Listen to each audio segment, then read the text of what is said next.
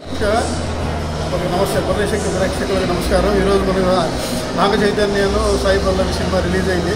గీతార్ show చేశారు. తండేలు అంటే ఎలా ఉంటుందంటే ఒక నాయకుడు కార్మికుల్లో ఉన్న తండేలు అనే నాయకుడిగా ఈ సినిమా చూశారు. ఇందులో ఏంటంటే ఫస్ట్ హాఫ్ చాలా స్లోగా సాగిన ఒక్కొక్క దశలో చిరాకు అనిపిస్తుంది. ఇద్దరు ప్రేమ, సాయి పల్లవి చైతన్య ఇద్దరు ప్రేమ గురించే ఎక్కువ సాగుతుంది.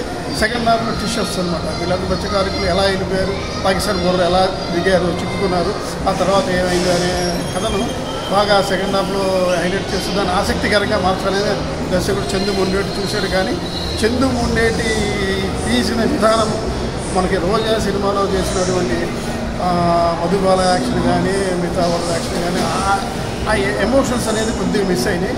మొత్తానికి తండ్రి ఒక జీవిత కథ, మత్స్యకారుల జీవితాల్లో కథను తీశాడు కాబట్టి ఆ కథను యథాధారంగా తీసుకున్నాడు.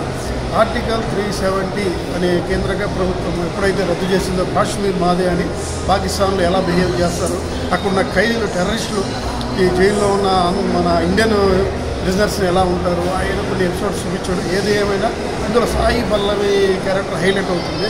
నాగ చైతన్య అద్భుతంగా నటించాడు. గత సినిమాల్లో ఈ సినిమా కంటే చాలా ఎక్కువగా ఇద్దరు కెమిస్ట్రీ బాగా వర్కౌట్ అయింది. అలాగే నేపథ్య సంగీతం బ్రహ్మాండంగా ఉంది. ఇందులో కొన్ని ఏంటంటే చిన్న చిన్న తప్పులు కూడా ఉన్నాయి. ఎవరైతే మత్స్య కార్మికులు వెళ్ళి ఒక పాకిస్తాన్ని కాపాడుతారో ఆ పాకిస్తాన్ని కాపాడేవాడు తనని కాపాడనే పూర్తి ముందుగానే ఎవరి ముందు చెప్పకపోవడం అనేది ప్రధాన లోపం. అది ఏంటంటే జెండాని, ఇండియన్ జెండాని నన్ను కాపాడిన ఇండియన్స్ అయినా సరే బట్ తట్టుకోలేక వాళ్ళకి ఎదురుకు తిరిగి మాట్లాడుతూ ఉన్నది అది కొద్దిగా బాగాలేదు. ఏదైనా ఎండింగ్లో ఇంకా ఎమోషన్ ఉండాలి. చివరి నిమిషం వరకు ఆసక్తిగా రోజే సినిమాలో ఉంటుంది.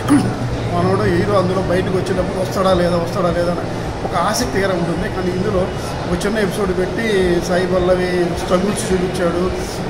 తర్వాత నాగ చైతన్య స్ట్రగుల్ చూపించి ఒక్కడి కోసం అతను ఏ విధంగా పోరాడే తండేలంటే ఏంటి, నాయకుడు ఎలా ఉండాలి అనే విధంగా చూపించాడు.